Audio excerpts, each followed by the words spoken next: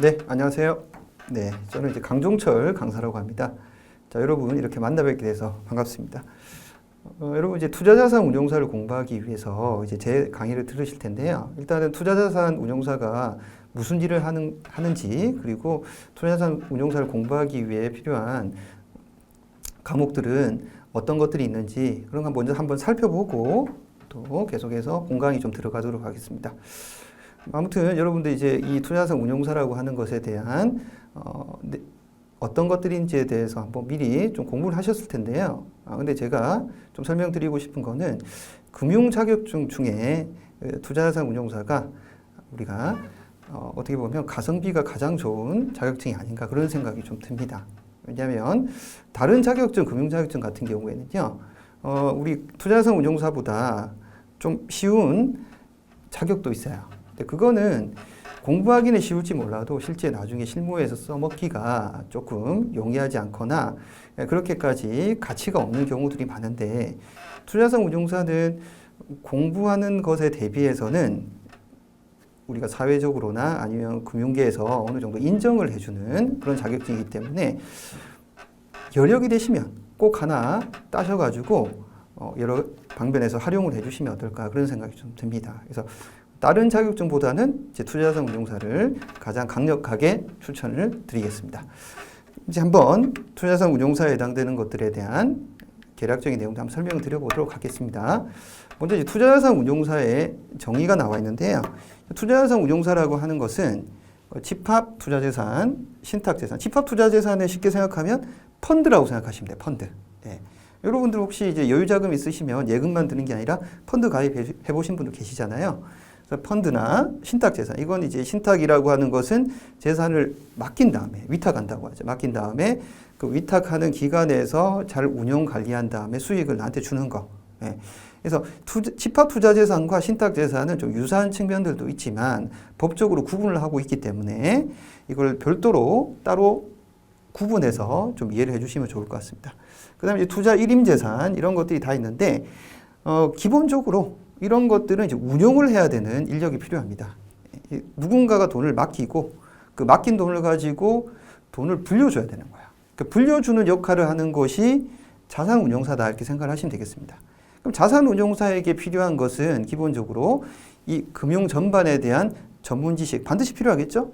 네, 그래서 시장 분석을 한다든지 아니면 포트폴리오를 구성한다든지, 여기서 포트폴리오라고 하는 건 쉽게 생각하면 고객이 맡긴 재산을 가지고 이 부분을 모두 다 주식에만 몰빵한다든지 아니면 부동산에 몰빵한다든지 이러면 바람직할까요?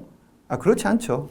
그래서 일반적으로 포트폴리오라고 하는 것은 종목별로 투자 비율을 다르게 해서 고객에게 가장 최선의 도움이 되는 그런 재산에 투자하는 그런 비율을 지칭하는 것이 포트폴리오 구성이라 이렇게 생각하시면 될 것 같아요. 자, 그 다음에 이제 리스크 관리도 필요하겠죠? 높은 수익을 가져다 주는 재산은 반대급부로 위험도 상당히 커요. 그러니까 예를 들면 고수익만을 목표로 하게 되면 무슨 문제가 발생할 수 있겠죠? 위험이 커지기 때문에 경우에 따라서는 너무 커진 위험 때문에 수익이 제로가 되거나 손실이 발생할 수도 있거든요. 그렇기 때문에 어떻게 하면 이러한 손실이 발생할 수 있는 리스크 같은 것들을 적절하게 관리할 수 있느냐. 그러니까 현대 금융에서는 이런 리스크도 적절하게 관리할 수 있는 각종 방법들에 해당되는 것들이 많이 나와 있습니다. 그래서 자산운용사도 이렇게 리스크 관리를 적절하게 할 수 있는 방법들을 좀 연구를 해야 되겠죠. 자, 다음은 이러한 시장 분석, 포트폴리오 구성, 리스크 관리 등을 통해서 고객의 재정 목표. 고객의 재정 목표는 뭔가요? 수익을 크게 하는 거? 물론 이제 어떤 고객들은 수익을 크게 하는 것도 중요하게 생각을 하시겠지만 또 어떤 고객은 안정적으로 관리하기를 원하시는 분들도 있어요. 그러니까 일례를 들면 장학재단이다. 장학재단을 만들어 놓고 거기 장학재단의 재산의 운용을 투자자산 운용사에 맡겼다고 가정을 할게요. 이거를 그냥 계속해서 수익을 크게 해서 불리는 것도 중요하지만 안정적으로 관리를 해서 매년 일정 금액의 장학금이 유지되도록 하는 게 제일 좋죠. 수익이 엄청나게 커진다고 해서 장학금의 규모를 갑자기 확 늘리진 않거든요. 그래서 이거는 이제 고객의 니즈, 욕구에 따라 재정 목표가 다르기 때문에 이러한 재정 목표에 가장 가깝게 운영을 해주는 것이 투자자산 운용사의 중요한 역할 중에 하나다. 이렇게 생각하시면 되겠습니다. 자, 그 다음 시장 분석을 통한 경제 동향, 투자 기회를 파악한다.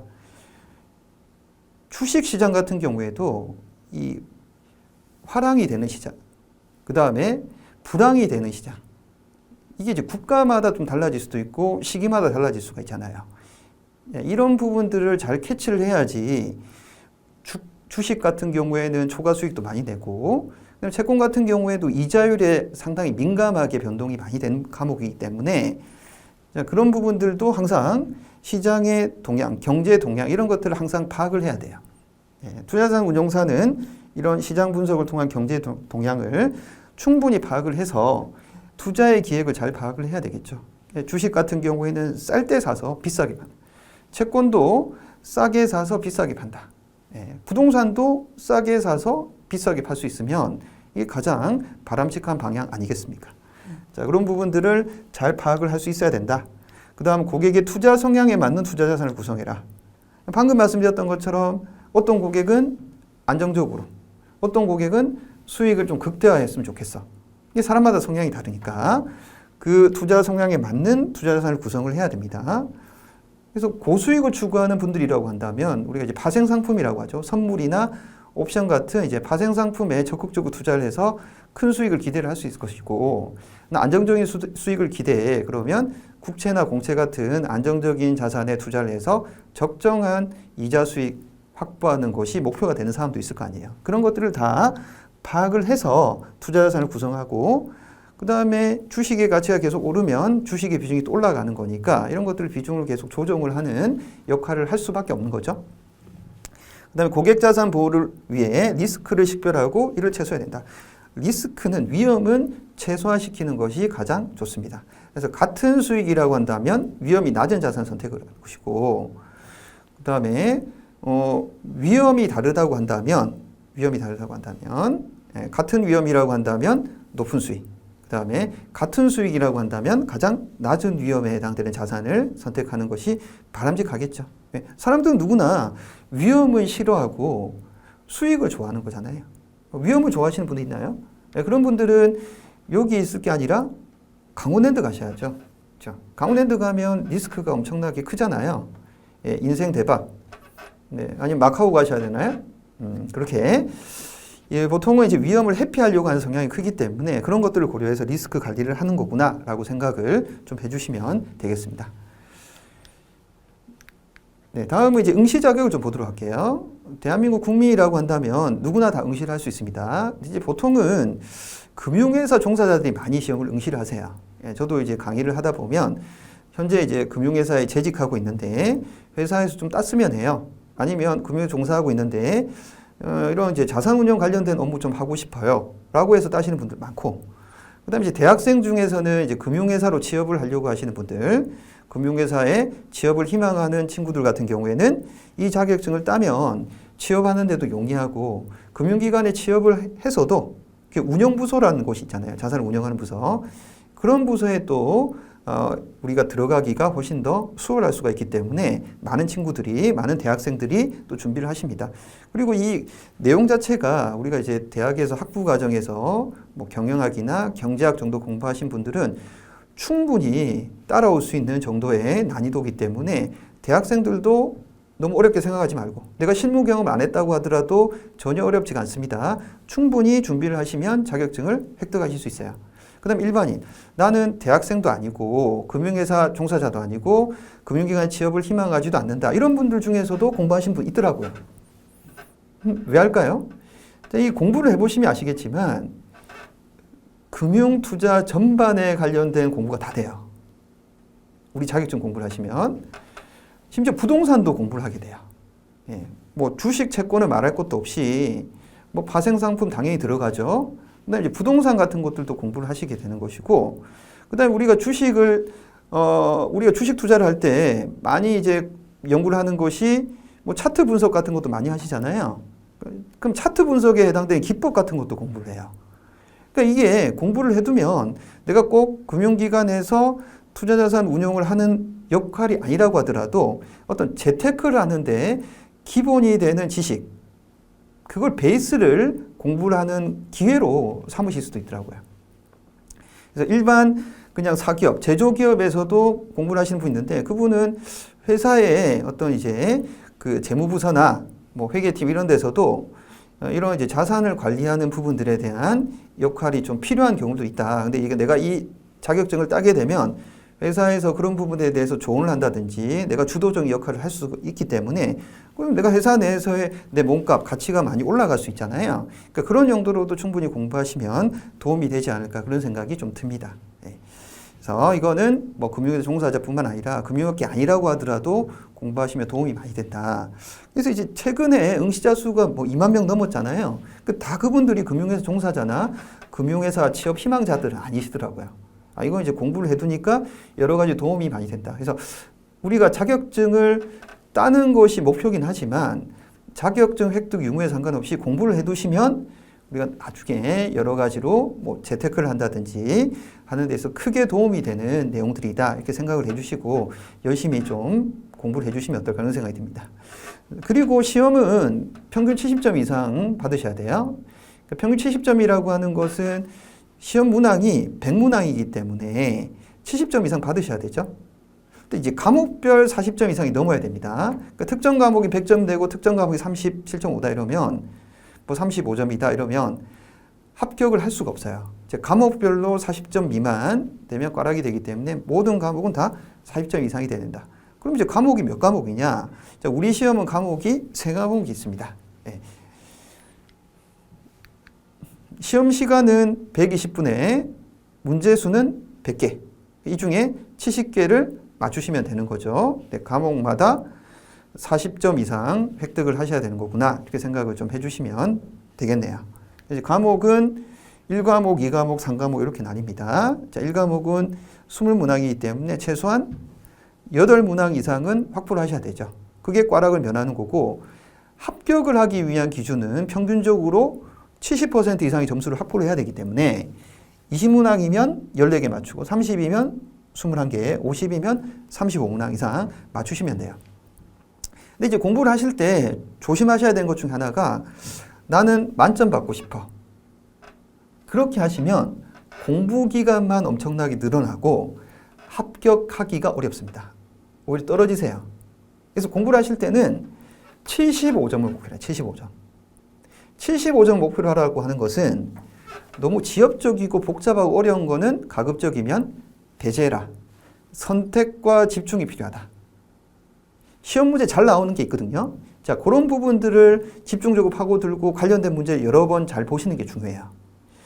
앞에 이론이 좀 어렵습니다. 공부를 하시다 보면 이론 부분들이 좀 생소한 용어들도 많고 내용이 많이 어려운데 이거를 내가 완벽하게 이해하지 하면서 끝까지 가지고 갈 필요가 없습니다. 기본 내용보다 문제가 훨씬 더 쉬워요. 기본 내용에 지엽적인 내용 안 나와요. 기본 내용보다 문제가 훨씬 더 쉽기 때문에 먼저 공부를 하실 때는 기본 내용을 숙달하는 거 좋지만 뒤에 나와 있는 문제를 먼저 풀어보세요. 자, 문제를 풀어보시면 요 정도 난이도구나. 그러면 이론 부분을 공부할 때도 요 정도 수준으로 공부를 해야겠다라고 하는 생각이 드실 거예요. 그래서 항상 공부하실 때는 이론부터 먼저 보지 마시고 문제를 먼저 보고 그 다음에 이론을 공부하시는 방향으로 하시는 게 어떨까. 저는 그거를 적극 추천드립니다. 예, 아시겠죠? 자, 그래서 1과목은 이제 금융상품 및 세제, 금융상품의 정의, 다양한 금융상품에 대한 개념도 공부하시고 근데 금융상품에서 발생할 수 있는 수익에서 또 세금이 부여가 되잖아요. 그런 부분들이 어떤 것들인지 보시고 그 다음에 투자 운영 및 전략 2, 투자 분석에 해당되는 부분들은 뭐 사모펀드라든지 부동산 관련된 펀드 이런 것들을 또 공부를 하시게 됩니다. 자, 그런 부분들 자세하게 또 보시면 될 거고 그 다음에 이제 3과목 같은 경우에는 직무윤리 및 법규.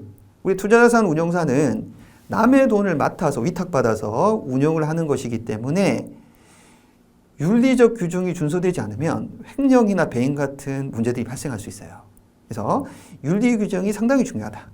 그 다음에 윤리 규정을 넘어서는 자본시장법이라든지 이런 통제를 받고 있기 때문에 투자자산 운용사, 자산 운용사가 잘못 관리하게 되면 형사처벌도 가능합니다. 그래서 그런 부분들이 어떤 게 있는지 내가 합격하기 전에 미리 알아두는 게 좋겠죠? 아, 이렇게 하면 내가 잘못돼서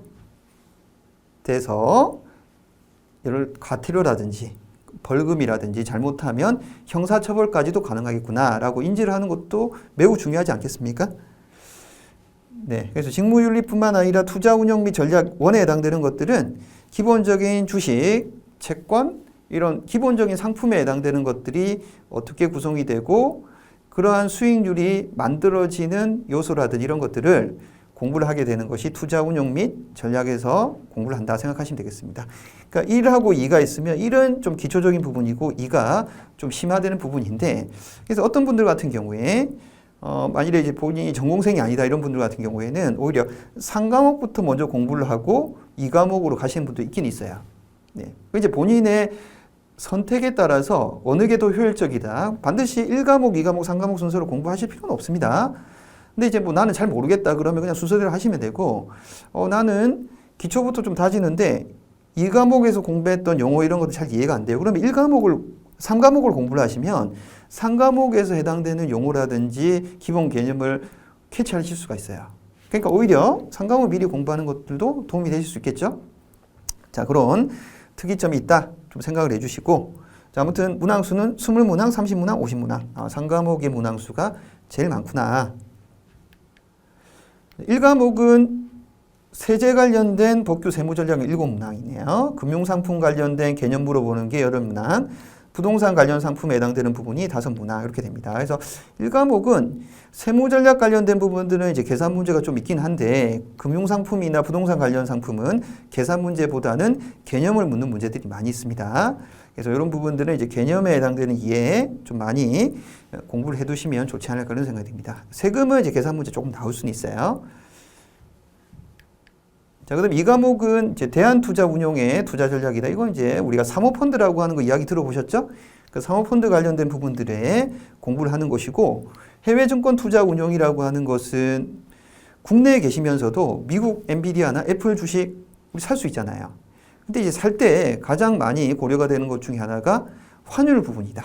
그러니까 환율 관련된 부분들도 공부를 하고 해외 주식을 투자했을 때 발생하는 수익률 달성이라든지 이런 것들에 대해서도 한번 같이 공부를 하시는 기간이다 이렇게 생각하시면 되겠습니다.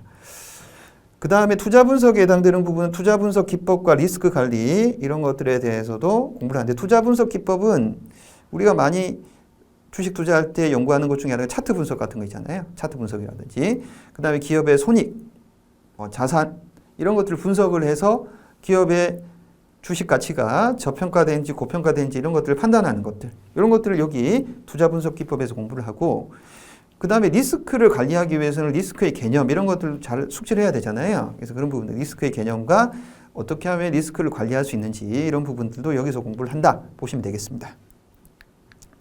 자, 3과목은 우리가 직무윤리 관련된 법규 규정 이런 것들이 하나의 부분으로서 5문항, 11문항, 3문항 이렇게 나옵니다.